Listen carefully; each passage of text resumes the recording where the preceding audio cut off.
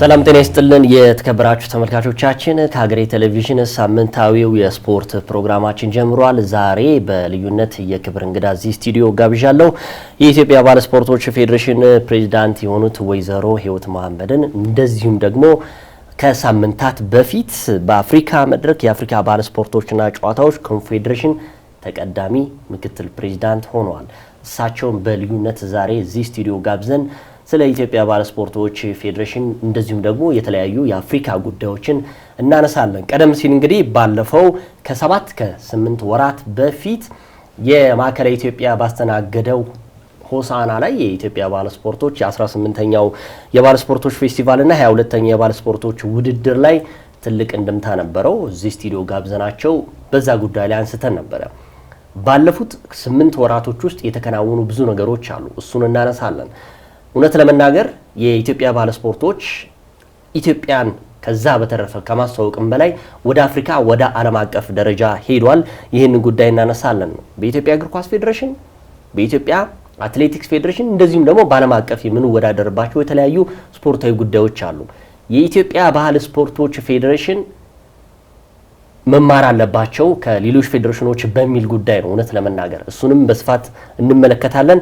ለማንኛውም ዛሬ እዚህ ስቱዲዮ ቀደም ሲል እንደነገርኳችሁ የክብር እንግዳይ አድርጌ የጋበዝኳቸው የኢትዮጵያ ባለ ስፖርቶች ፌዴሬሽን ፕሬዝዳንት ወይዘሮ ህይወት መሐመድ እንደዚሁም ደግሞ የኢትዮጵያ የአፍሪካ ባለ ስፖርቶችና ጨዋታዎች ኮንፌዴሬሽን ምክትል ፕሬዝዳንት የሆኑት ወይዘሮ ህይወት መሐመድ እንኳን ደህና መጣሽ። ምክንያቱም ባለፈው ተፈቅዶልኛል እርስዎ እንዳነት ወጣት ስለሆንሽ ነው ይሄንን የምለው። በመጀመሪያ በሀገሬ ስፖርት ስም እንኳን ደስ አለሽ፣ እኛም ደስ ብሎናል።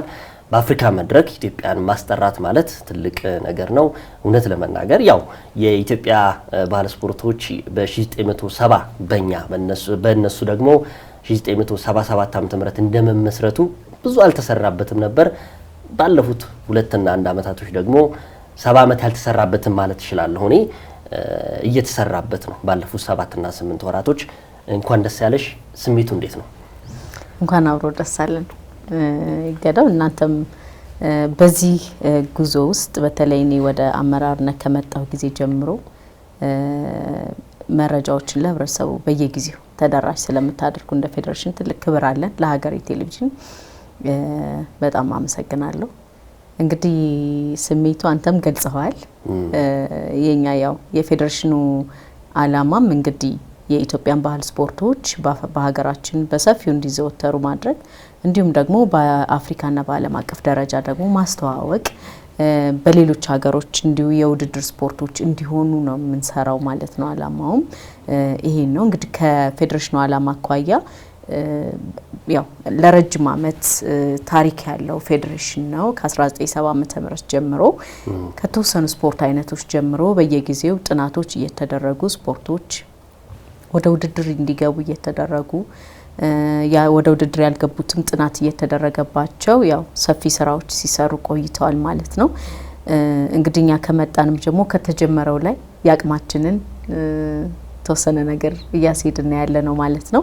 በዚህ ደግሞ እንደ ጌታ መረርቶን የተሻሉ ስራዎችን በአጭር ጊዜ ውስጥ መስራት ችለናል ማለት ነው። እናንተም እንደምታውቁት ከዚህ ውስጥ እንግዲህ ዋናው የሀገራችን ስፖርት ከራሳችን አልፍ ብሎ በሌሎች ሀገሮች እንዲዘወተሩ ወይም ደግሞ ማስተዋወቅ ዋናው እንትናችን ነው ማለት ነው። ከዚህ አኳያ ያው የአፍሪካ ባህል ስፖርቶች እና ጨዋታዎች ኮንፌዴሬሽን በ2018 በቅርብ ጊዜ የተመሰረተ ኮንፌዴሬሽን ነው። እንግዲህ ከኮንፌዴሬሽኑ አባል አልነበርንም እንደ ሀገር። ባለፈው በውይይታችን አንስተነው ነበር እዚህ ቤት መጥቼ እሱን ግንኙነቶችን በማድረግ የሚጠበቅብንን መስፈርቶች ሁሉ በማሟላት አባል ሆነናል ማለት ነው። እንግዲህ አባልነት እውቅናን ለማግኘት በሄድንበት ሂደት ደግሞ እንግዲህ ስራችንን አይተው እውነት ለመናገር አልጠበቅኩም። ኖርማሊ ማለት ያለን ስራ ለኛ ብዙ ይቀረናል እንደ ሀገር፣ እንደ ቀደምት ሀገር እንደመሆናችን በርካታ የብዝሃ ባህል ባለቤት ሀገር እንደመሆናችን እስካሁን ያለነው ስራ እየሰራን ያለነው የሚጠበቅብንን ያክል ነው ብዬ አላስብም። በርካታ ስራዎች ይቀሩናል። ነገር ግን ደግሞ እንደ አሁን ባለውም ራሱ እንደ በአፍሪካ በኮንፌዴሬሽን ደረጃ ካሉ ሀገራቶች የተሻሉ ስራዎችን በመስራት የተሻለ አፈጻጸም ያለን ማለት ነው። እንዳየሁት በጉባኤውም ላይ ባሉት ሂደቶች ላይ የተሻለ እንደውም ጥሩ ተሞክሮዎችን ያቀረብንበት ነውና እኔ በጣም ደስ ብሎኛል። አዎ ያው የዚህ አፍሪካ መድረክ ላይ የነበሩትን ጉዳዮች እናነሳለን። እውነት ለመናገር ብዙ የፌዴሬሽኖች ፕሬዝዳንቶችን እዚህ ስቱዲዮ ጋብዛቸዋለሁ ብዙዎቹን እና አንዳንዶቹ ያው በዚህ አመት እንደዚህ እናሳካለን በዚህ አመት እንደዚህ እናሳካለን ይላሉ። አጋጣሚ ሆኖ ደግሞ እንደነዛ አይነት የፌዴሬሽን ፕሬዝዳንቶች ደግሞ ያው ጊዜያቸውን ሳይጨርሱም የሚሰናበቱበት አጋጣሚ አለ። እንደዚህ አይነት ተግዳሮቶች ይኖራሉ። ከ7 እና ከ8 ወራቶች በፊት የ22ኛው የባህል ስፖርቶች ውድድር እንደዚሁም ደግሞ 18ኛው የባህል ስፖርቶች ፌስቲቫል ከተጠናቀቀ በሳምንቱ እንግዳችን ነበርሽ እዚህ እና አንድ ቃል የገባሽው ጉዳይ ነበረ። የሀገሬን የባህል ስፖርቶች በዓለም አቀፍ መድረክ ማስተዋወቅ እፈልጋለሁ፣ እሱንም ደግሞ ወደፊት የምናየው ጉዳይ ነው ብለሽ 6 ወራት ባልሞላ ጊዜ ውስጥ ይህንን ማሳካት ማለት ትልቅ እንድምታ ነው። እውነት ለመናገር አንቺ እዚህ ስቱዲዮ ስላለሽ ሳይሆን ብዙ ፌዴሬሽኖች ሊማሩበት ይችላሉ ብዬ ገምታለሁ። በአፍሪካ መድረክ ብዙ ያልተወዳደርንባቸው ብዙ ያልታዩ በውስጥ ብዙ ነገሮች ችግር ያሉበት ብዙ ፌዴሬሽኖች አሉ። ይህ መማሪያ ነው። የኢትዮጵያ ባህል ስፖርቶች ፌዴሬሽን ብዙ ሌሎች ፌዴሬሽኖች ሊማሩበት ይችላሉ። ከ36 በላይ ፌዴሬሽኖች አሉ እኛ የምንወዳደርበት። ስለዚህ እንደው ከናንተ የባህል ስፖርቶች ፌዴሬሽን መማር አለበት ብዬ ገምታለሁ። ቃልሽን አክብረሻል። ምን ተሰምቶሻል? ይሄን ራሱ በጣም ደስ ብሎኛል እውነት ለመናገር ማለት ያው ታውቃለህ ይገደብ በጣም እኔ የባህል ስፖርት ባለሙያ ነኝ። እንደ ስፖርት ባለሙያም እንደ ባህል ስፖርት ባለሙያ ህልሜ ነው ሳድግም ስኖርበትም ስፖርቱ ላይ ሁሌም ህልሜ የኢትዮጵያን ባህል ስፖርቱን በራሱ በዓለም አቀፍ በአፍሪካ እንኳን ደረጃ ራሱ ማስተዋወቅ እልፍ ብሎም ደግሞ በዓለም አቀፍ ደረጃ ሁሌ ተቀባይ ለምን እንሆናለን የሚል ቁጭት አለብኝ። ማለት የምናያቸው በርካታ ስፖርቶች እኔ አገራቶችን አደንቃለሁ። መነሻቸው የሆነ ሀገር ነው። ሁሉም ባህላዊ ስፖርቶች ናቸው የአንድ ሀገር። ባስኬትቦልም ብንወስድ ሁሉንም ስፖርቶች ብንወስድ የአንድ ሀገር ምናልባት አሜሪካ፣ ጃፓን እና በእያንዳንዱ ስፖርት አይነቶች መነሻቸው የሆነ ሀገር ነውና እነዛ ሀገራቶች ስለሰሩበት ነው ከራሳቸው አልፈው ለሌሎች ሀገሮች በደንብ ስላስተዋወቁ ስፖርታቸውን። እኛ ፎከስ የምናደርገው ሁሉ ብዙ ሰው ለዘመናዊ ስፖርቶች ነው። ያ ማለት ዘመናዊ ስፖርቶች ነው ይምጡ እንጂ ወደኛ ሀገር የአንድ ሀገር መነሻቸው የአንድ ሀገር ባህላዊ ስፖርቶች ናቸውና ለምንድነው ማለት በቃ ቀደምት ትውልድ ነን። በጣም በርካታ የብዝሃ ባህል ባለቤት ሀገር ነን። ሶ ለምንድነው ሁሉ ጊዜ ተቀባይ ብቻ ሳይሆን የራሳችንንም ለምን ኮንትሪቢዩት አናደርግም? የኛ ሀገር ቡብ ሻህን ብንወስድ ከቼዝ ከተለያዩ ጌሞች በላይ የአእምሮን ብቃት በጣም በሚፈትኑ የማሰብ ማሰላሰልን የሚጠይቁ እንዲሁም እንደገናን ብንወስድ ከኛ ወስደው ፊልድ ሆኪንግ ተብሎ አሁን በአሁኑ ሰዓት ዘመናዊ ስፖርት ነው የምናየው። ለምንድነው እኛ ግን መነሻ ሆነን እኛም ጋር ተወስዶ ወይ ለምንድነው እኛ ያልሰራንበት ሁሌም የሚቆጨኝ ነገር ነውና ደግሞ ወደ ቦታውም ጋር ደግሞ ከቁጭት ባለፈ ደግሞ መስመሩ ላይ ስገባ ያቅሜን ያክል እረፍት በሌለው መልኩ በጣም ጠንካራ ጥሩ ስራ አስፈጻሚዎች ናቸው ያሉኝም የሚያግዙ ጥሩ ባለሙያዎችም አሉ። ስለዚህ እነሱን የጽፈት ቤት ኃላፊውም ጠንካራ ነው። ስለዚህ ይሄን ኃይል ተጠቅሞ ባለኝ ግንኙነት ደግሞ አንድ እርምጃ ማሳደግ የኔ ይጠበቅብኛል ብዬ አስባለሁ። የሁላችንም ኃላፊነት ነው። ስለዚህ በዛ መልኩ ያው ባጭር ጊዜ ውስጥ ግን ኢትዮጵያ የሚቆጨው ነገር ምንድነው? ከብዙሃኑ አፍሪካ ሀገሮች በጣም በመመስረት ደረጃ የረጅም ጊዜ ታሪክ ያለው የኢትዮጵያ ባህል ስፖርት ፌዴሬሽን ነው። ቀዳሚ ነን ግን አባል አይደለንም። በአፍሪካ ደረጃ አባል ሳንሆን መቆየት በራሱ ምንም እንኳን ባጭር ጊዜ ከኛ በኋላ በተቋቋመ ኮንፌዴሬሽን ላይ አባል አለመሆን በራሱ ይቆጫል። እና በአጭር ጊዜ ውስጥ ስለተሳካም በጣም ደስ ብሎኛል። ያው ስራ ይፈልጋል። የዕለት ከዕለት እያንዳንዱ ነገር መከታተል የሚያስፈልጉ ዶክመንቶችን ሁሉ በተባለው ሰዓትና ጊዜ ማሟላት እንዲሁም ፈርዘር ልፍ ብለን ደግሞ አዲስ ሀሳቦችን አይዲያዎችን ይዘን ወደ ኮንፌዴሬሽኑ መቅረብ ትልቅ ነገር ነውና እኔ ያ ለእግዚአብሔር አሳክቶልኛል ህልሜን ብዬ ነው ማስበው። ገና ማለት ጅምሩ ጥሩ ነው፣ ይቀጥላል። ምንም ጥያቄ የለውም። ብዙ የምናነሳቸው ጉዳዮች አሉ። ምክንያቱም እኔ አሁን ቅድም እንደገለጽኩት ያው አዲስ አበባ ላይ ብቻ እንኳን 36 ያህል ፌዴሬሽኖች አሉ። ብዙ እንግዲህ እኛ እዚህ መጥተውም ውይይት ቢያደርጉ ደስ ይለናል። አሁን በኢትዮጵያ ስፖርት ውስጥ ብዙ የሚነሱት ወይ እግር ኳስ ወይ አትሌቲክስ እንደው አለፍ ሲል ቦክሱም ነው። አሁን የኢትዮጵያ ባል ስፖርቶች ፌዴሬሽንም እንደ ፌዴሬሽን በደንብ እየተሰማ ነው፣ በደንብ ተጽዕኖ እየፈጠረ ነው። አንቺና ከአንቺ ጀርባ ያሉ ደግሞ የስራ አስፈጻሚ ኮሚቴ አባላቶች ደግሞ ክብር ሊገባቸው ይገባል፣ ምስጋናም ይገባቸዋል። ትልቅ ስራ እየሰራችሁ ስለሆነ ነው። ብዙ ነገሮችን እናነሳለን። እንደው ከባለፈው የቅድም እንዳልኩሽ ከሆሳአና የማዕከላዊ ኢትዮጵያ ሆሳአና ዋና ከተማ ካዘጋጀችው በኋላ ባለፉት 6 እና 7 ወራቶች የኢትዮጵያ ባል ስፖርቶች በጣም ቢዚ የሆነበት ጊዜ ነበር። እስከ ሳምንት ለት ማለት ነው። እንግዲህ በትንሹ እንኳን ባነሳው ላስታውስሽ ከፈለኩኝ ወይም ደግሞ ትጨምሪበታለሽ ብዬ ገምታለሁ። ከሆሳአና በኋላ የባል ስፖርቶች ፌዴሬሽን ከኮተቤ ዩኒቨርሲቲ ጋር የሁለትዮሽ ግንኙነት ያደረገበት ጊዜ ነበረ። እንደዚሁም ደግሞ ከኢትዮጵያ ስፖርት ጋዜጠኞች ማህበር ጋር ደግሞ እንደዚሁም የስልጠና ከዛም በተረፈ የሁለትዮሽ ግንኙነት ያደረገበት የኢትዮጵያ ባል ስፖርቶች በ6ኛው መላ ኢትዮጵያ ጨዋታው ላይ ለመጀመሪያ ጊዜ የተሳተፈበት ነበረ። የሆቴሎች የባል ስፖርቶች ውድድር ሁለተኛውን የተዘጋጀበት ጊዜ ነበር። እንደዚሁም የመጀመሪያው ባል ስፖርቶች የጥናት ሲምፖዚየምም በዚሁ ዓመት ላይ የተከናወነበት ነበረ። ለአህጉር አቀፍ የአፍሪካ የባል ስፖርቶችና ጨዋታዎች ኮንፌዴሬሽን የአባልነት ጥያቄ የቀረበበትም ከ8 ወራቶች በኋላ የተሰራበት ነበረ። ሁለተኛው የኢትዮጵያ ወጣቶች ኦሎምፒክ ጨዋታ ላይ የቀስት ውድድር ለመጀመሪያ ጊዜ የተካሄደበትም ነበረ። በዚምባብዌ በተካሄደው ዓመታዊ ኮንፌዴሬሽን የባለድርሻ አካላት ወይም ደግሞ ጉባኤ ላይ ተካፍላችሁ ምክትል ፕሬዚዳንት የሆንሽበትም ከዛም በተረፈ የአባልነት ጥያቄም ደግሞ ይፋ የተደረገበት ነበረ። እነዚህ ከዛም በላይ ብዙ ይኖራሉ ብዬ ገምታለሁ። እኔ ማስታውሳቸው ነው የገለጽኩት እነዚህ 9 ጉዳዮች በ8 ወራቶች ውስጥ። አሁንም እኔ እውነት ለመናገር ብዙ ነገሮችን ፊት ለፊት መናገር ደስ ይለኛል።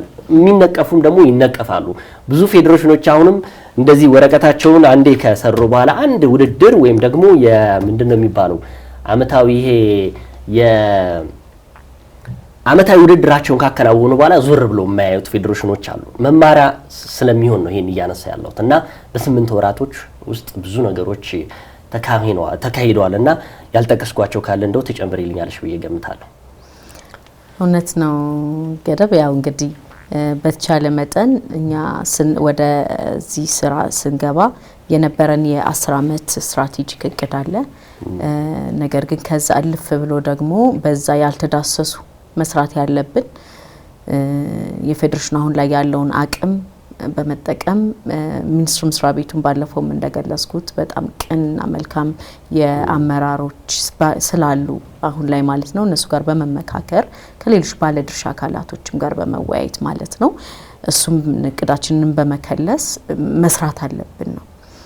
ወደ ስንገባ አንደኛ ከዚህ በፊት ያው በአመት አንድ ጊዜ ውድድሮች ይካሄዳሉ። ባህል ስፖርት ይባል በአመት አሁን ለ23ኛ ጊዜ እናካሂዳለን ላይክ እንደሱ ማለት ነው። በየአመቱ አንድ የውድድር ጊዜ ይካሄዳልና ከዛ ባለፈ በተለያዩ ወይም አንድ የሴቶች ውድድር ላይ ወይም የትምህርት ቤቶች ውድድር ላይ ምናልባት ካልሆነ በሌሎች ውድድሮች ላይ ብዙ ጊዜ ባህል ስፖርት ኤክስክሉድ ይደረጋል። በቃ ባህል ስፖርት በአመት አንድ ብቻ ውድድር ይደረግ በሚል ነገር እይታ በዛ ልክ ነበርና የመጀመሪያ ላይ ባለፈውም እንደገለጽኩት በአስተሳሰብ ደረጃ ነው። ምክንያቱም የኛን ስፖርት እኛ ራሳችን ካላሳደግ ነው ማንም መጥቶ አያሳድግልንም። ለዚህም ደግሞ አንደኛ ስልጠናዎች መብዛት አለባቸው ስፖርቱ እንዲያድግ። ውድድሮች በጣም መብዛት አለባቸው። ህብረተሰቡ በባህል ስፖርት ተሳታፊና ተጠቃሚ መሆን አለበት። ስለዚህ ከዚህ አኳያ ምንድነው የመጀመሪያው ተቋርጠው የነበሩ ውድድሮች ወደ ውድድር ሲመለሱ ያው ለበርካታ አመታቶች ውድድሮች በተለያዩ ምክንያቶች ተቋርጠው ነበር። እንደ ሚኒስትር መስሪያ ቤትም እንደተለያዩ ተቋማቶችም ያሉ ውድድሮች ወደ ውድድር በሚመለሱበት ጊዜ ባህል ስፖርት እንዲካተቱ ነው። በመላው ኢትዮጵያ ሲባል በፊት መላው ኢትዮጵያ በተደረጉ አመታት ውድድሮች ላይ ባህል ስፖርት ተካቶ አያውቅም። ሁሉ ጊዜም የዘመናዊ ስፖርቶች ውድድር ብቻ መስለው ግን የመላው ኢትዮጵያ ይላል ርዕሱ ራሱ። መላው ኢትዮጵያ ስንል እኛ ራሳችን ኢትዮጵያውያን የኛን ስፖርት ቅድሚያ ቫልዩ ሰተን መሳተፍ አለብን። የኛ እንትን ይሄንን አመራሩን በመቀበል ክልሎችም ደግሞ በቅንነት አዳዲስ የሚመጡ ሀሳቦችን ተቀብለው በመውሰድና ተሳታፊ በመሆን በዚህ በጣም ነው አፕሪሼት ማድረጋቸው ክልሎችን በራሱ በእውነትና መላ ኢትዮጵያ ላይ ለመጀመሪያ ጊዜ ነው የተሳተፍ ነው ማለት ነው። ያውም ደግሞ በተወሰኑ የስፖርት አይነቶች ነው የተካሄደው ውድድሩ ማለት ነው። ይሄ በጣም ትልቅ ለውጥ ነው። ሌላው ከባለድርሻ አካላቶች ጋር ነው ስራዎችን መስራት ያለብን። ስራዎችን ምክንያቱም ፌዴሬሽኑ ብቻውን ቢሯሯጥ የትም ሊደርስ አይችልም። ስራዎችን ግን በተለይ ከጥናትና ምርምር አኳያ ከትምህርትና ስልጠና አኳያ ከኮተቤ ትምህርት ዩኒቨርሲቲ ጋር በጋራ የአብሮነት ለመስራት ተፈራርመናል። ወደ ስራም ገብተናል። በጣም እያገዙን ነው እውነት ለመናገር። ከዛም ባለፈ ሌሎች ዩኒቨርሲቲዎች እንደ ሐዋሳ እንደ ጅማ ዩኒቨርሲቲ አዳማ ዩኒቨርሲቲዎች በጣም ፈቃደኛና ፍላጎት አላቸው። በቅርቡ አብረን እነሱ ጋር እየሰራን ያለ ነው። በቅርቡ እነሱም ጋር ምንል ነው የሚሆነው ማለት ነውና ከኮተቤ ትምህርት ዩኒቨርሲቲ ጋር አግሪመንት የፈረምንበት ከዛም በኋላ ለ48 ዩኒቨርሲቲ መምህራኖች ስልጠና ሰጥተናል። በዳኝነት በአሰልጣኝነት እንዲሁም ደግሞ ለእናንተም የተሳተፋችሁበት ተሳትፋችኋል ይመስለኛል። ለስፖርት ጋዜጠኞች የግንዛቤ ማስጨበጫ ስልጠና ተሰጥቷል። እንዲሁም ደግሞ ለአርቲስቶች ለተለያዩ ባለድርሻ አካላቶች ከክልሎችና ባለሙያዎችን በራሳችን ከምናሰለጥናቸው የአንደኛ ደረጃ ሁለተኛ ደረጃ የዳኝነት የአሰልጣኝነት ስልጠና ባሻገር ከእቅድ በላይ ኦልሞስት ወደ 300% ነው ከያዝነው እቅድ በላይ የሰራ ነው ማለት ነው። ስለዚህ ያው እቅዳችን በደንብ ከዛ በኋላ ነው የ10 አመቱን እቅድ መከለስ አለብን። ከምንሰራው በታች ነው እቅድ ብለን ኦሬዲ በደንብ እየሰራን ነው አሁን እሱንም ያለ ነውና በበርካታ ባለድርሻ አካላቶችን ስልጠና መስጠት ያስፈልጋል። እንዲሁም ደግሞ ውድድሮችን ማብዛት ያስፈልጋል። ወደ ውድድሮች በመንገባበት ጊዜ እንግዲህ ከሆሳናው ከማዕከላዊ ኢትዮጵያ ላይ ካዘጋጀነው ውድድር በኋላ ቅድም እንደገለጽኩት የመላ ኢትዮጵያ ውድድር እንዲሁም ደግሞ የትምህርት ቤቶች ስፖርት ሊግ እስከ ክልል ድረስ በደንብ በሰፊው ተካሂዷል።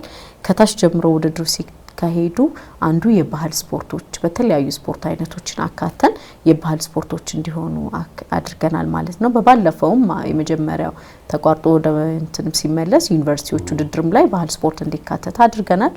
ከዛም በኋላ እንግዲህ ለመጀመሪያ ጊዜ ደግሞ በባህል ስፖርት እንደ ፌዴሬሽን ለሁሉም ክፍት የሆነ የመጀመሪያው የሁሉም ክፍት የሆነ የግል የበላይነት ውድድር ሽልማቶችን በማዘጋጀት ማበረታቻዎችን በማዘጋጀት ሁሉም እንዲሳተፍበት የስፖርት ጋዜጠኞችም እንዲሁም ደግሞ አርቲስቶች እንዲሁም ከተለያዩ የሀገራችን ክፍሎች ደግሞ መጥተው በሶስት ምድብ ለይተን ሁሉም እንደየ አቅሙ ሁሉም እንደየ ካታጎሪው ውድድር ያካሂድንበት ነበር። በትግል በኩርቦ በቀስት እነዚህ ውድድሮች ሁሉ አድርገናል ማለት ነው። ልዩ ነበር። ክፍት የሆነ ለሁሉም የክፍት የሆነ የግል የበላይነት ውድድሩ በጣም ደማቅ ሳቢ ነበር።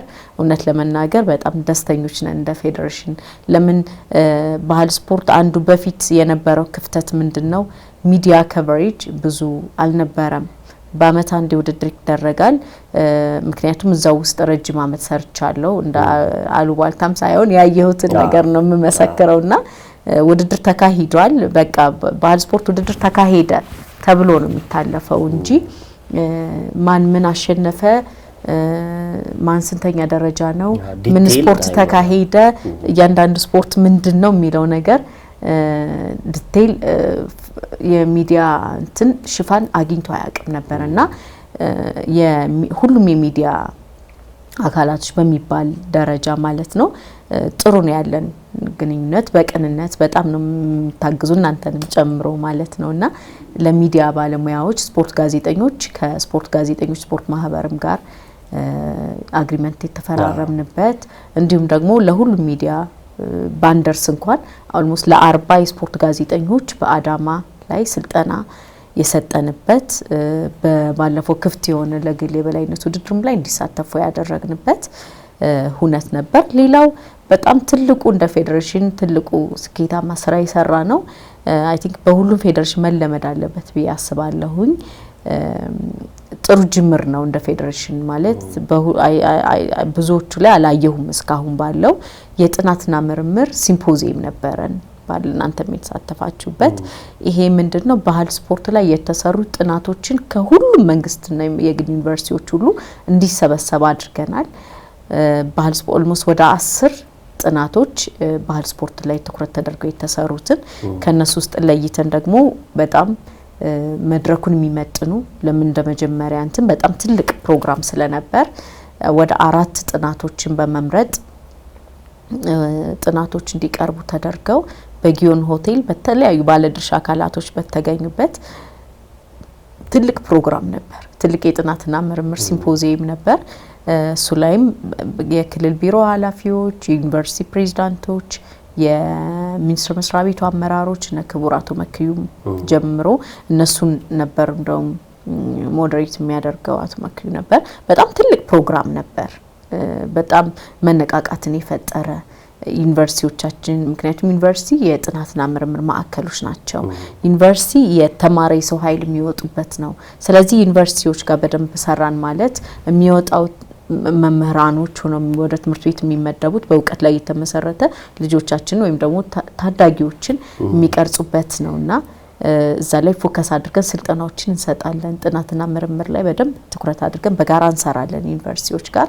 ስለዚህ እሱ በጣም ትልቅ ፕሮግራም ነበር ማለት ነው።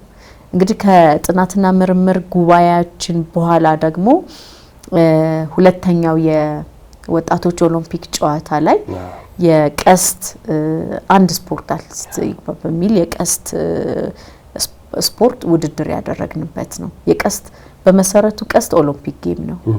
የኛ ሀገር ደግሞ ባህላዊ ስፖርታችን ነው እና ይሄንን በደንብ ወደ ኦሎምፒክ ወደ ቀጣይ ምንድነው የፌዴሬሽኑ አላማ ወደ ኦሎምፒክ የሚያድጉትን ስፖርቶች ወደ ዘመናዊነት እያሳደግን ወደ ኦሎምፒክ የሚገቡበትን አባሉነን በዛው በደንብ አገራችን ምናስጠራበትን ለምን አሁን ቀስት በጣም ነው የሚገርሙት ህፃናቶች በጣም ታዳጊ ልጆች ናቸው የመጡት የእድሜ ችግር ምንም አልነበረም እንደ ባህል ስፖርት በጣም ቆንጆ ነበር።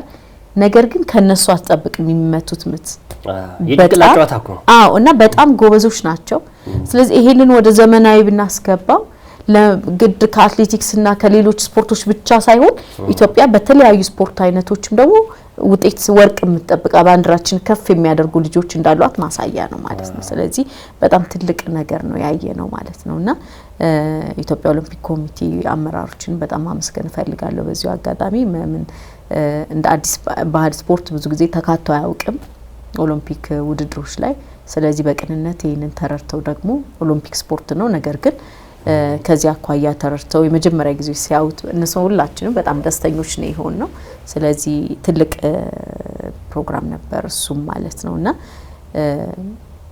ሌሎችንም ስራዎች እንዲሁ ስልጠናዎችን ውድድሮችን በበርካታ አሁን በቀጣይ ገና በዓል ምክንያት በማድረግ አዲስ አበባ ላይ እንትንላለን። ቀጣዩ ሀገር አቀፍ ውድድር በጣም በልዩ ሁኔታ ነው የምናካሂደው። እንዲሁም ደግሞ አይ ቲንክ ወደ ቀጣዩ እንሄድበታለን ብዬ አስባለሁ። በአፍሪካ ደረጃ ራሱ የመጀመሪያው የአፍሪካ ሁሉንም የሚያሳትፍ ሁሉም አፍሪካ ሀገራቶች የመጀመሪያው የአፍሪካ የባህል ስፖርቶች ፌስቲቫል ውድድርና ፌስቲቫልን በአዲስ አበባ ከተማ ለመጀመሪያ ጊዜ በአፍሪካ እናካሂዳለን ሆስት ለማድረግ እድሉ ተሰጥቶናል ተመርጠናል ማለት ነው። ጥያቄ አቅርበን ስለዚህ ጥያቄ አቅርበን ጥያቄያችንን ተቀብለዋል ኦፊሻል ደብዳቤም ልከውልናል። ስለዚህ ኢትዮጵያ የመጀመሪያውን የአፍሪካ ያው ብንዘገይም ስንገባ ነገር ግን በተግባሩ የመጀመሪያ ስራ ነው የምንሰራው ማለት ነው። ስለዚህ የመጀመሪያውን 2026 ዲሴምበር ላይ ኢትዮጵያ ሆስት ታደርጋለች የአፍሪካን ሲምፖዚየም ሲምፖዚየም እንዲሁ ፌስቲቫል እና ውድድር ማለት ነው።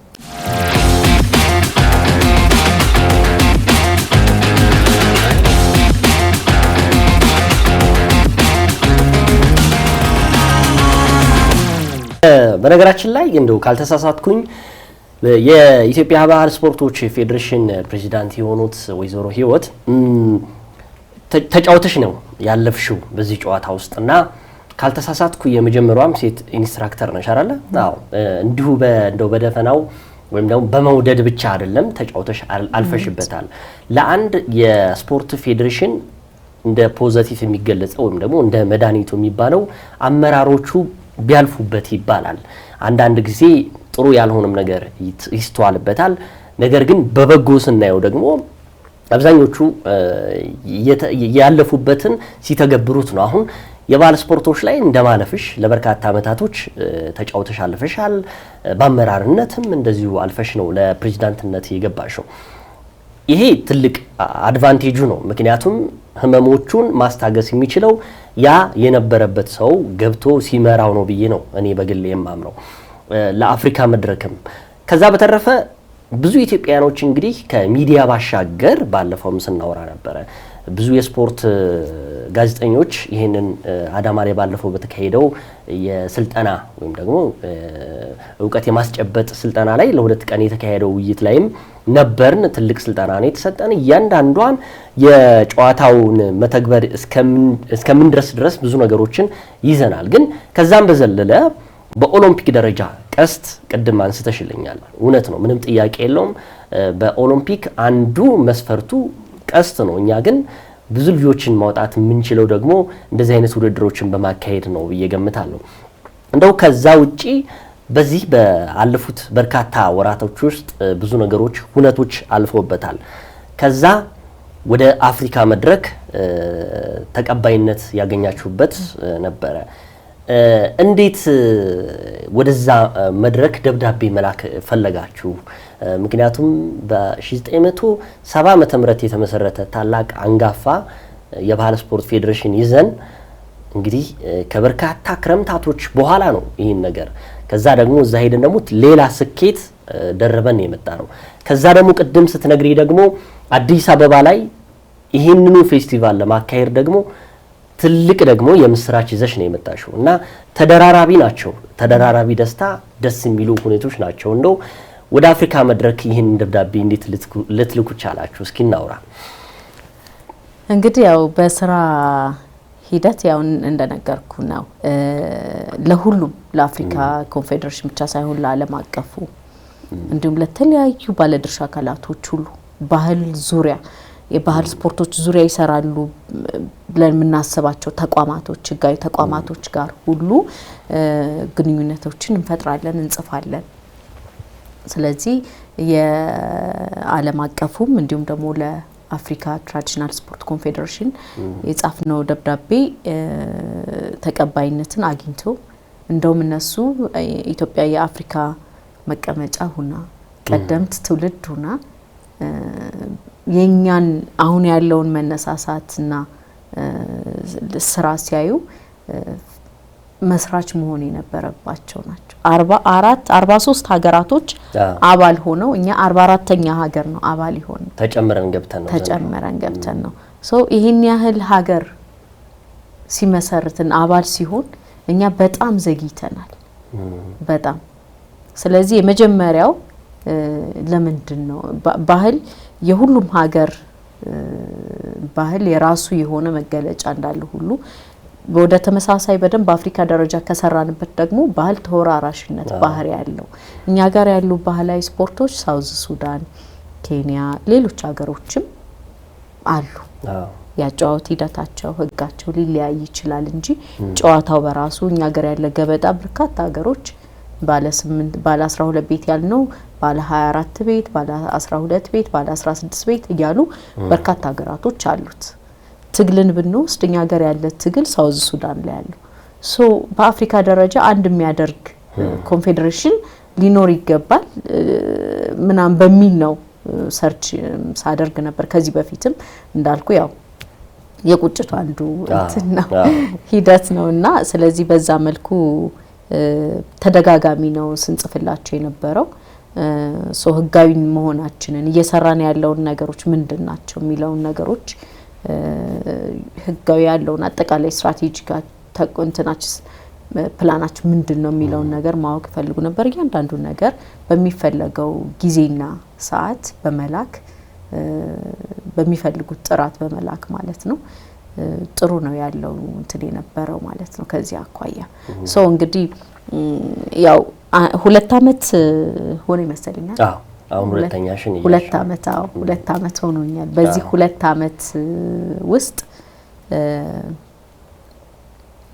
ያው ዘግይተን የነበረውን ነገሮች ለማፍጠን ሞክረናል ደሞ ጥሩ ነው የበለጠ እንድትሰራ ነው የሚያደርግ ያንዳንዱ ያለው መልስ ያንዳንዱ ያለው ስትሰራ የምታገኘው ነገር የበለጠ እንድትሰራ ነው የሚያበረታታ ስለዚህ ጥሩ ነው የነበረው ያው ያሉትን ግንኙነቶች ማጠናከር ማማከር ሰዎችን ትልቅ አመራሮችን ማማከር የሚኒስትር መስሪያ ቤቱ አመራሮችን ማማከር ስለዚህ የመጀመሪያውን ለምንድነው በአፍሪካ ደረጃ አንድ የሚያደርግ ኢቨንት ተዘጋጅቶ አያውቅም ለምንድነው እሱን ማናዘጋጀው የሚል ውስጥ ነበርና እሱን ነው ከነሱም ከዚህ በፊት እንትና ሌላ ሀገር መርጠው ነበር ነገር ግን በተለያዩ ፋሲሊቲ እጥረት ምክንያት እሱ ነገር ቆሞ ነበርና ስለዚህ እኛም ፈልጋለን ስላቸው በደስታ ነው የተቀበሉት ስለዚህ እሱን ደግሞ ከሚኒስትር መስሪያ ቤታችን ሚኒስትራችን ጋር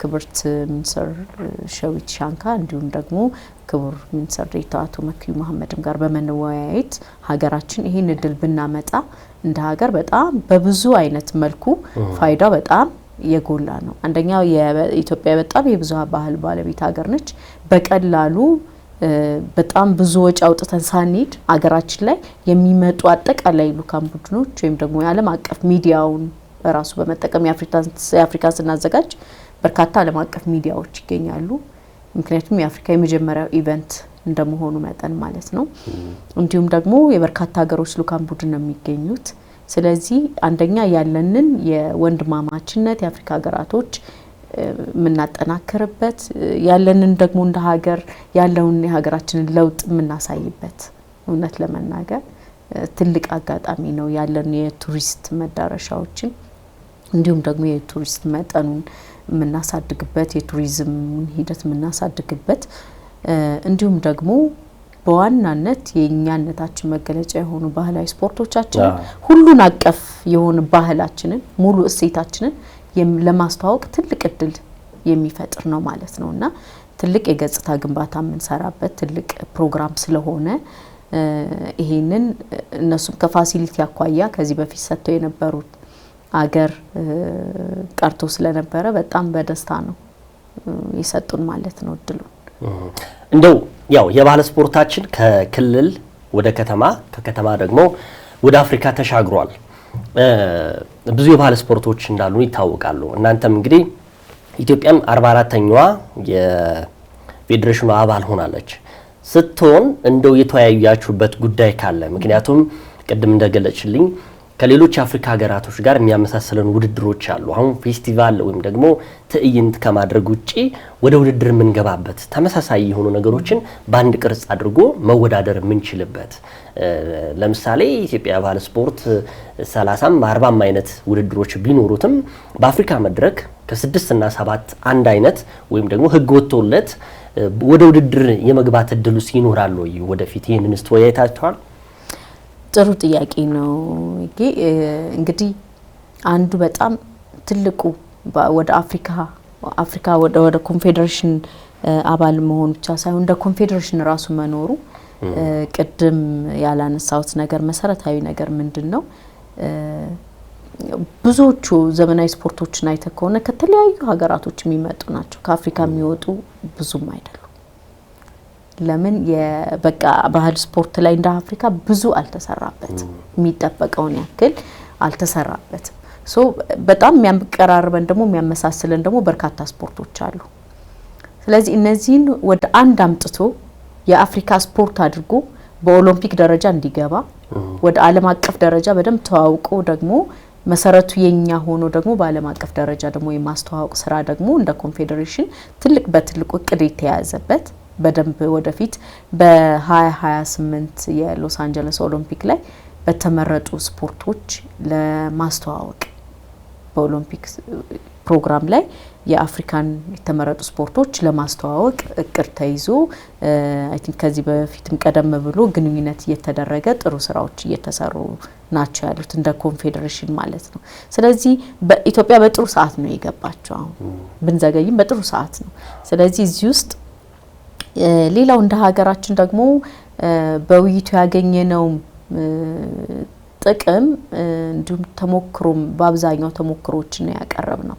ለምን ካሉት እንደ ኮንፌዴሬሽን ብንዘገይም በአመሰራረት ደረጃና በስራዎች ግን ቀደምት ነን። እንደ ፌዴሬሽን በ1970 ዓመተ ምህረት የተቋቋመ ፌዴሬሽን እንደመሆኑ በፈረንጆች 77 ማለት ነው የተቋቋመው። እንደዛ እንደመሆኑ ተቋም በርካታ ስራዎች በየአመቱ አሁን ለ23ኛ ጊዜ የሚካሄድ ሀረር ላይ የምናካሄደው ሀገር አቀፍ ውድድር አለ። እሱን ጨምሮ በርካታ ስራዎች በየአመቱ የጥናትና ምርምር ስራዎች ይሰራሉ። ወደ ውድድር እንዲገቡ አዳዲስ ስፖርቶችን እየሰራን ያለ ነው። እንዲሁም ደግሞ 11ዱም የስፖርት አይነቶች እስካሁን እንኳን ያሉት ራሱን የቻለ የውድድር ህግ ያላቸው የራሱን የቻለ የውድድር የስታንዳርዱን ያሟሉ ማቴሪያል ያላቸው ከስታንዳርድ ኢንስቲትዩት ጋር በመሆን ቅድም ያልገለጽኩት ነገር ቢኖር ምንድነው ከስታንዳርድ ኢንስቲትዩትና ከባህልና ስፖርት ሚኒስቴር ጋር በመሆን ያሉንን ባህላዊ ማቴሪያሎችን ስታንዳርዳቸውን እንዲያሟሉ ተሰርቷል። ባለፈው ባሁኑ በ8 ወር ውስጥ ማለት ነው ስታንዳርድ እንዲኖራቸው ማቴሪያሎቻችን የማዘውተሪያ ስፍራዎቻችን የውድድር ስታንዳርድ ያሟሉ መሆን ስላለባቸው ለምን ተለያየ አካባቢ ያው የተለያዩ ጨዋታዎች እንደመሆናቸው መጠን ስታንዳርዱን ወጥ የሆነ ስታንዳርድ ሊኖራቸው ይገባል። ለማሳደግ ስፖርቱን ስታንዳርድ ያስፈልጋቸዋልና ከዚህ አኳያ ሰፊ ስራ ይሰራንበት ነው። ከዚህ ስራዎች አኳያ በአፍሪካ በእውነት ለመናገር በሞዴልነት ደረጃ ነው ቀረበው የኛ ፌዴሬሽን ማለት ነው እንደ ሀገር። ለምን አንደኛ በጣም ብዙ ቢባል 4-5 ስፖርቶች ናቸው እንጂ 11 ስፖርት ህግ ወጥቶላቸው እና ስታንዳርድ ኑሯቸው ያሉት እንደ አፍሪካ ጥሩ ጅምር ነው ያለው የኛ ማለት ነው። እንደ ሀገር ብዙ የሚቀረን ነገር ቢኖርም በአፍሪካ ባሉት ሀገራቶች ግን የተሻለ ተሞክሮ ነው ያለው ማለት ነው። ከዚህ ማኳያ ምንድነው ቀጣይ ወደ አንድ አምጥቶ ያሉትን ስፖርቶች ወደ አንድ አምጥቶ የሚያመሳስለን ስፖርቶች ላይ በደንብ ለምሳሌ ገበጣን፣ ገናን በጣም ትግልን ብንወስድ በርካታ ውድድሮች ተመሳሳይ አሉ። እንዳልኩት ያጫወት ሂደቶቹ ሊለያዩ ይችላሉ። ስለዚህ እነሱን ወደ አንድ አምጥቶ የአፍሪካ የስፖርት አድርጎ ወደ ዓለም አቀፍ ደረጃ ደግሞ ሂዶ የማስተዋወቅ ስራ እንዲሁም ደግሞ ወደ ኦሎምፒክ የሚገቡበትን ደግሞ መሰራት መቻል አለበት ማለት ነው። ይሄን ጥሩ ጅምር ነው ያለው። በአጭር ጊዜ ውስጥም ቢሆን በጣም ጥሩ መነቃቃት ጥሩ ጅምር ነው ያለው። አሁንም በደንብ ስራዎችን እየሰራን ነው ያለ ነው። በጣም አሪፍ። የተከበራችሁ ተመልካቾቻችን ውይይታችን እንቀጥላለን። የዛሬው የስፖርት ሾው የክብር አጋራችን የሆነው ቡና ኢንተርናሽናል ባንክ ነው። ቡና ኢንተርናሽናል ባንክ የባለራዕዮች ባንክ የሀገሬ ስፖርት ሾው የክብር አጋር ስለሆነ ከወዲሁ ማመስገን እንፈልጋለን። እንደው ቅድም ያነሳውትም አለ ያው አዲስ አበባ ባለፉት 1 እና 2 አመታቶች በቀጣይ ቲም የሚሄዱ ሁነቶችን የምታስተናግድ ትልቅ ተመራጭ ከተማ ሆናለች። ያው በአትሌቲክሱም የኢትዮጵያ አትሌቲክስ ፌዴሬሽን የዓለም አትሌቲክስ ሻምፒዮናን በ2031 ለማዘጋጀት ካልሆነ ደግሞ 33 ላይ እንደዚሁ ጥያቄ የማቅረብ እድሉ አለ። አቅርበዋል። እሱም አንዱ ነው። ከ90 በመቶ ደግሞ በላይ የማዘጋጀት እድላችን ሰፊ የሆነ የመጣው ደግሞ የአፍሪካ ዋንጫ አንዱ ምልክት ነው። ሌሎች ፌዴሬሽኖችንም እንደ ቦክስ አይነት ውድድሮችም እንደዚህ አዘጋጅተናል። የባለ ስፖርቶችም አንዱ ሆኖ በሚቀጥለው አመት ላይ ደግሞ እንደዚሁ የባለ ስፖርቶች የአፍሪካ መድረክ አዲስ አበባ ላይ ለማድረግ ትልቅ እንድምታ ይኖረዋል። እንደው ከሌሎች የባህል ስፖርቶች ከአፍሪካ ምን ተማርን? እነሱስ እንደው እኛ እንደ ኢትዮጵያ ደግሞ ያልተሰራባቸው ብዙ ነገሮች አሉ። በባህል ስፖርቶች ላይ ብዙ በሚዲያ ሽፋን አይሰጠውም። እያንዳንዱ ኢትዮጵያዊ ደግሞ የባህሉን ምን ያህል ያውቃል ባህል ስፖርቱን የሚል ጥያቄ የሚያስነሳ ነው። በነገራችን ላይ ቅድም ስትገልጽ የምጋራው ነገር አብዛኞቹ የእናንተ የባህል ስፖርቶች ከታቀፉት 11 ጨዋታዎች ውስጥ አብዛኞቹ ማለት እችላለሁ የጭንቅላት ጨዋታ ናቸው አብዛኞቹ። ስለዚህ ጉልበት የሚፈልጉ አይደሉም። ከነትግል ወይም ደግሞ ሌሎች ጉዳዮች እንደነቀስት ገበጣ እንደዚህ አይነት ውድድሮች የጭንቅላት ጨዋታዎች ናቸው። ስለዚህ የትኛውም ሰው ሊወዳደርበት የሚችል ነው። እንደው እናንተ ከአፍሪካ የባህል ስፖርቶች ምን ተማራችሁ? እንደው እነሱስ እንደኛ ሽፋን ይሰጣሉ ወይስ ደግሞ ከኛ በታች ናቸው? እንደው በሚዲያ ደረጃ ነው እንግዲህ በአፍሪካ ደረጃ የአፍሪካ ኮንፌዴሬሽን የራሱን የቻለ ሚዲያ እንትን አለው። በጣም ብዙ ዓለም አቀፍ ቪው ያለው በጣም በርካታ ስራዎች እየተሰሩበት ያሉ በየቀኑ የተለያዩ ሀገሮችን ስራዎችን ነው በደንብ ፕሮሞት የሚያደርገው ማለት ነው። ኮንፌዴሬሽኑ በጣም ትልቅ እንትን ያለው ረጅም ጊዜ ወስጄ በርግጥ ያለውን ሂደቶች ያው የሁለት ቀን ሚቲንግ በመሆኑ ከቀረቡት ሪፖርቶች ግን በርካታ ነገሮችን ወስደናል፣ ተምረናል። አንደኛ በደንብ ያው የራሴ ማስበለጥ እንዳይሆንብኝ የምታስበልጭው እኮ ያው ኢትዮጵያ እኮ ስላልተጠቀምንበት ማስበለጥ እንዳይሆንብኝ እንጂ ያው ባህል ብዙ ጊዜ በፌስቲቫል ደረጃ የተወሰኑ አካባቢዎች ላይ ውድድሮችን በማካሄድ ደረጃ ነው እየተሰራበት ያለው በአፍሪካ ደረጃ ብዙዎቹ ሀገሮች ማለት ነው ከቀረቡት ሂደቶች። ግን ምንድነው አሁን ምን ያክል ዲቴል እየሰሩ ነው የሚለውን እያንዳንዱን ሀገር በደንብ ማጥናት ማየት ይፈልጋል። የተሳሳተም እንትን እንዳልሰጥ እንደው ይሄ ጥያቄ ምንድነው የሚኖሩ ሪፖርቶች አሉ። ከዛ አንፃር ስታዩ እንደው ምን ያህል ለባህል ስፖርታቸው ይሰጣሉ? አንቺ እናንተ እንደምትሰጡት እዛ ሄዳችሁ ትልቅ ቦታ ሰጣችሁት እንደሄዳችሁት እውነት ነው። ጥሩ እንቅስቃሴዎች አሉ። በአብዛኛዎቹ ረጅም አመት የተቆጠራቸው አይደሉም። በአብዛኛዎቹ አፍሪካ ሀገራቶች ላይ ያሉ ባህል ስፖርት ፌዴሬሽኖች በአብዛኛው ትራዲሽናል ስፖርት ፌዴሬሽኖች ናቸው። ያው ካልቸር ትራዲሽን በሚል የተለያየ ስያሜ ነው ያለው። ከተለያዩ ሀገር የተለያየ ሀገር የተለያየ ስያሜ ይኖረዋል፣ ግን ያው ተመሳሳይ ነው። ባህላዊ ስፖርት ነው። ወደ አማርኛው ስንመጣ ባህል ስፖርት ነው። ባህል ስፖርት ላይ በጣም በርካታ ስራዎችን ይሰራሉ።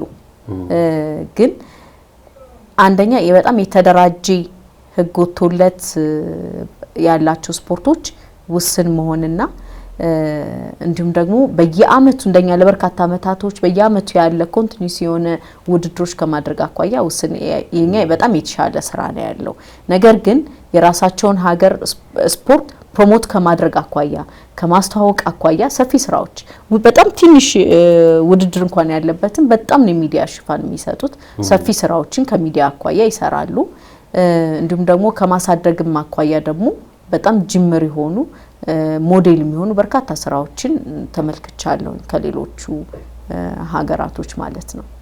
ያው ልክ ነው፣ ብዙ ተሞክሮ ስላለ ነው። እንደው ብዙ ጊዜ ያው እዚህ ስትመጪ ብዙ ነገሮች የምንማማራቸው አሉ። አንዱ ያነሳነው ጉዳይ በዚህ የመገናኛ ብዙሃን ወይም ደግሞ የስፖርት ጋዜጠኞች ምን ያህል እውቀት ይኖራቸዋል? የባለ ስፖርቶች 4 እና 5 ጋዜጠኞች ሄደው ያንን ሁነት መዘገብ አይገባቸውም። ከዛ በላይ በርካታ ሚዲያዎች እንዳሉ አሁን በቀጣይነት መቼም ታድርጉታላችሁ የማስበው በአፍሪካ መድረክ ኢትዮጵያ ስሟን ያስጠራችበት አባል የሆነችበት በምክትል ፕሬዝዳንትነት የተመራችበት እንደዚሁም ደግሞ በቀጣይ ደግሞ ሁነቱ እዚህ አዲስ አበባ ላይ ለማድረግ ፈቃድ የተገኘበት በመሆኑ መቼም ጋዜጣዊ መግለጫ ተሰጣላችሁ እየገምታለሁ። ምክንያቱም ብዙ ፌዴሬሽኖች አትሌቲክስም እግር ኳስ ፌዴሬሽኑም በአፍሪካ መድረክ ያሳኩትን ወይም ደግሞ ልምዳቸውን ምን ነበር የሚል ለበርካታ መገናኛ ብዙሃን ያቀርባሉ ብዬ ስለማስብም ነው። እናንተም ይሄን ታደርጋላችሁ ብዬ አስባለሁ። እንደው በዚህ በአመታዊ ጉባኤ ላይ ምክትል ፕሬዝዳንት ተብለሽ ስትመረጪ ምን ተሰማሽ? እንደው አስበሽው ታውቂያለሽ? በአፍሪካ በኢትዮጵያ እንኳን ፕሬዚዳንት መሆን ትልቅ እድል ነው። የሚፈልጉትን መኖር የምትፈልጊው ነገር እየኖርሽው ነው ስለምታውቂው ስፖርቱ። አሁን ደግሞ አፍሪካ መድረክ ላይ ገብተሽ ምክትል ተቀዳሚት ፕሬዚዳንት ስትሆኚ ምን ተሰማሽ? እንደው አስበሽው ታውቂያለሽ?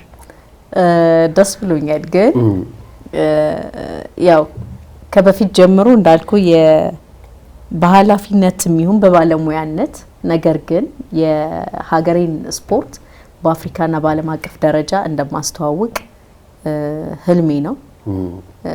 አይሽ ሊዘገይ ይችላል፣ የሆነ ቀን ግን ይሆናል ብዬ ነው የማስበው የነበረው። ግን ያው ከሄድኩበት እግዚአብሔር ይመስገን በአጭር ጊዜ ውስጥ ተሳክቶልኛል። ምሽን እየኖርሽበት ነው በአፍሪካ መድረክ ላይ፣ በዓለም ላይ ደግሞ ይሄንን ደግሞ ታሳኪዋለሽ ብዬ ገምታለሁ። ወደፊት ብዙ ነገር ይጠበቃል። ምክንያቱም ኢትዮጵያ በአፍሪካም በዓለምም መድረክ ብዙ ነገሮችን በባለ ስፖርቶች ታሳካለች ብዬ ገምታለሁ።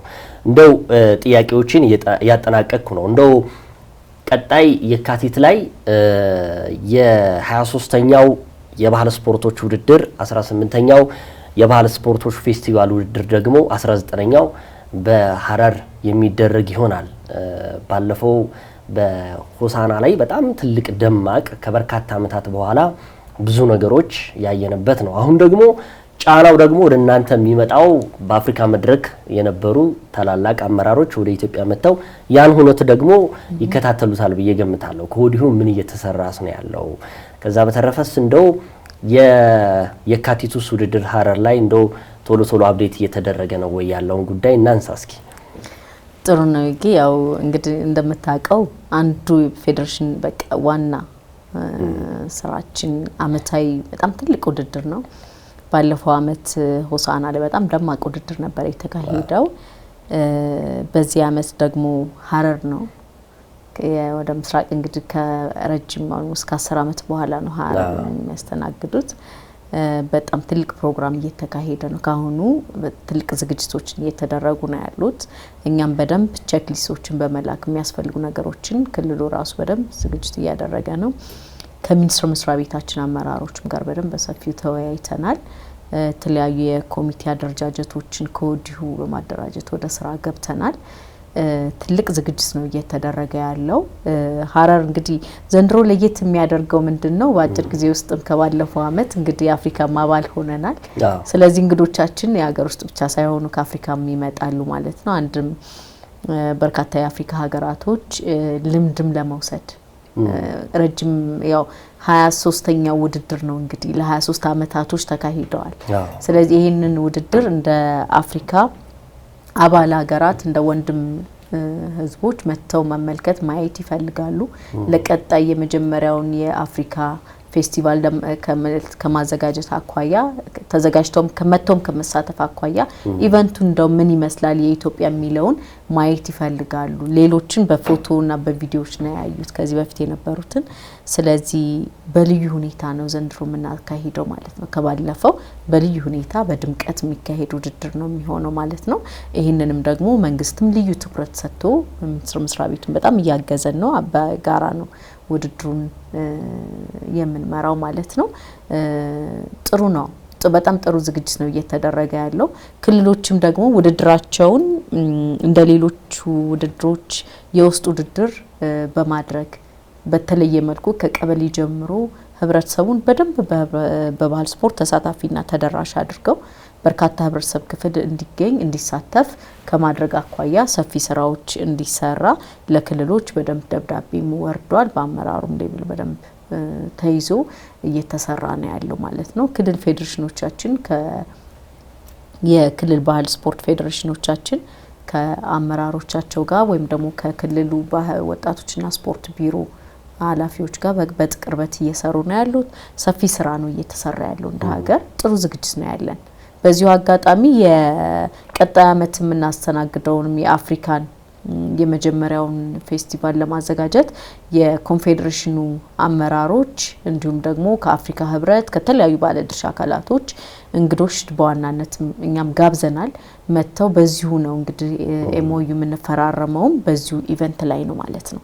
ስለዚህ ሁሉንም አጣጥመን ለመሄድ በጣም ሰፊ ስራዎችን እየሰራና ያለነው ኮዲ ምክንያቱም ትልቅ ኃላፊነት ነው የኢትዮጵያ ባህል ስፖርቶችን ብቻ ሳይሆን አሁን ኢትዮጵያም በምክትል ፕሬዝዳንትነት የአፍሪካ የባህል ስፖርቶችንም እንደዚህ ፌስቲቫል ጨዋታዎችንም ከየት ደረሰ ምን ደረሰ የሚል ጉዳዮች ትልቅ ኃላፊነት ነው በአንቺ በኩል እየተሰጠ የሚገኘው ይሄ ትልቅ እንድምታ ነው ምክንያቱም ባለፈው ስንገናኝ የኢትዮጵያ ባህል ስፖርቶች ፌዴሬሽን ፕሬዝዳንት ወይዘሮ ህይወት መሐመድ ብዬ ነበረ ዛሬ ስትመጪ ደግሞ የኢትዮጵያ ባህል ስፖርቶች ፌዴሬሽን ፕሬዝዳንት እንደዚሁም ደግሞ የአፍሪካ ባህል ስፖርቶችና ጨዋታዎች ኮንፌዴሬሽን ምክትል ተቀዳሚ ፕሬዝዳንት ብያለሁ ቀጣይ ላይ ደግሞ ስትመጪ በዓለም አቀፍ ደረጃ እያልን የምናስተዋውቅበት ጊዜ ሩቅ አይሆንም ቅርብ ይሆናል ብዬ ገምታለሁ ምክንያቱም በዚህ ሁነቶች ውስጥ ትልቅ ሰክሰስ ነው ብዬ ገምታለሁ በእኔ አመለካከት ይሄ ሁሉ ሲሆን ደግሞ ከጀርባሽ ብዙ ሰዎች አሉ እንደው የምታመሰግኛቸው ለዚህ ሁነቶች እንዲሳኩ ብዙ የባለድርሻ አካላቶች አሉ ከዛ በተረፈ ቀጣይም ደግሞ ብዙ የሚጠበቁብን የስፖርት ጨዋታዎች ስላሉ እንደው የምታስተላልፉ መልእክት ካለ እድል ልስጥሽ አመሰግናለሁ ይገደብ በመጀመሪያ እናንተም ልዩ ትኩረት አድርጋችሁ እንደምለው ባህል ስፖርት ላይ ቅድሚያ የሀገራችሁን ባህል ለማስተዋወቅ ስፖርታችሁን ለማስተዋወቅ በመትሄዱበት መንገድን በጣም አደንቃለሁ በጣም ነው አመሰግናለሁ እንደ ፌዴሬሽን ሌላው ሚኒስትር መስሪያ ቤቱን በጣም አመስገን ፈልጋለሁ በዚህ ልክ አልነበረም የነበረው ትኩረት ባህል ስፖርት ሲባል ከአንድ ፌዴሬሽን በታች ነበር ድሮ የሚሰጠው ትኩረት ለምን በሂደት ውስጥ አይቸው ቆይቻለሁኝ ከመጣውን በኋላ ብዙ ቻሌንጆች ገጥመውኛል በጣም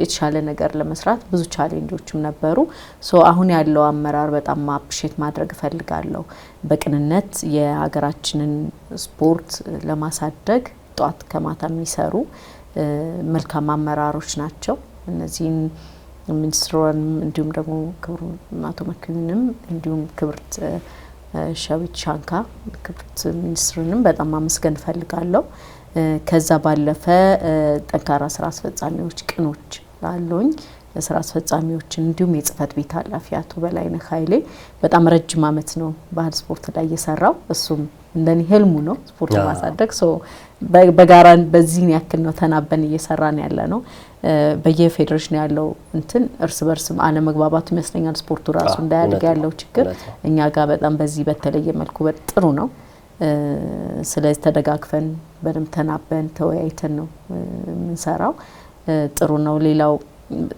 በጣም ጠንካራ ኮሙኒኬሽን ባለሙያ ያለችን ፍሬን ታቃታለህ እሷንም አፕሪሼት ማድረግ ፈልጋለሁ በጣም ቴንክ ዩ ማለት ፈልጋለሁ ሌሎችም ባለሙያዎች አሉ እነሱን የኮተቤ ትምህርት ዩኒቨርሲቲ ስፖርት ሳይንስ ኢንስቲትዩት በጣም ከጎናችሁ በጣም በብዙ መልኩ ነው የሚያግዙን የኢትዮጵያ ኦሎምፒክ ኮሚቴን በዚሁም ማመስገን ፈልጋለሁ ሁሉንም ባለድርሻ አካላት ማመስገን ፈልጋለሁ ወደፊትም ደግሞ ባህል ስፖርት ብቻውን ፌዴሬሽኑ የትም ሊያደርሰው አይችልም አሁንም በጣም በበጀት በጣም መታገዝ ይፈልጋል በተለያዩ መልኩ በባለሙያም በሁሉም ነገር ከተለያዩ ባለድርሻ አካላቶች ጋር መስራት እንፈልጋለን አሁን እኛ የተቸገርነው ምንድነው ስፖንሰርሺፕ ፍለጋ ስንሄድ በጣም ፈርዘር ነው የምንሄደው እውነት ለመናገር እኔ ባለፈው ፕሮግራም አንድ ወር ሆኖስ ከ3 ወር በፊት ግን ሞስት አንድ ወር ሙሉ ስፖንሰርሺፕ ላይ ነበር የቆየነውና የሚሰጠው እንትን ትንሽ በጣም ስራ ይፈልጋል ያደክማል አይ ቲንክ አሁን ወደፊት ስፖርቱ ያደገ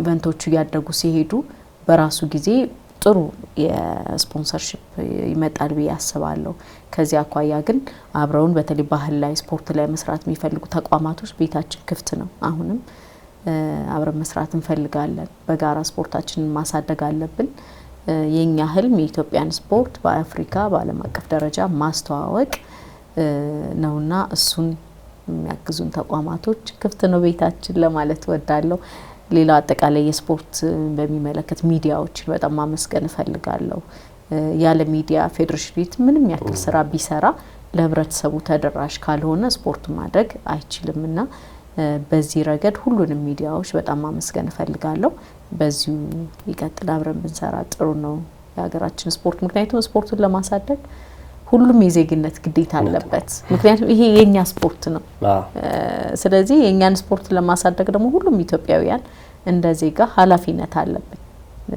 አስባለሁ። ስለዚህ ነው አብረን እንስራ ለማለት እወዳለሁ።